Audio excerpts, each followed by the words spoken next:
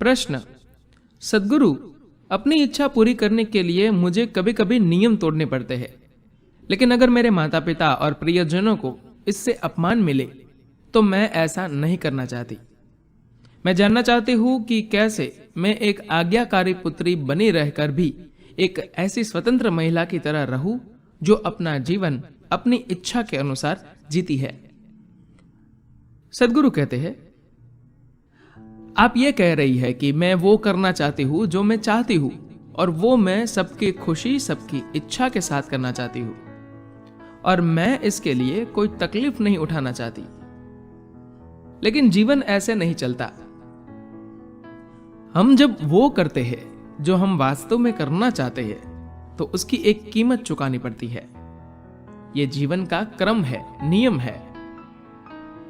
आप जो कुछ भी करती है उसका मूल्य या टैक्स तो देना ही पड़ता है। कितनी कीमत या कितनी कर, यह इस बात पर निर्भर करता है कि आपका वो विचार कितना क्रांतिकारी है।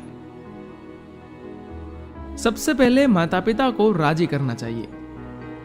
यह सोचना बहुत ही अवास्तविक है कि मैं कुछ करना चाहती हूं पर मेरे पिता मेरी मां। आपको खुशी होनी चाहिए कि वे आपको इस दुनिया में लाए। इसके आगे कोई शिकायत मत कीजिए। आपके माता पिता वो कर रहे हैं जो उनके अनुसार आपके लिए सर्वोत्तम है।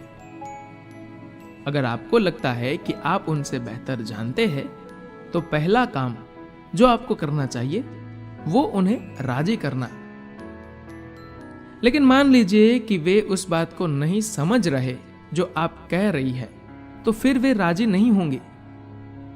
तब बात इस पर आ जाती है कि आप जो कुछ भी करना चाहती है वह आपके लिए कितना जरूरी है, कितना महत्वपूर्ण है।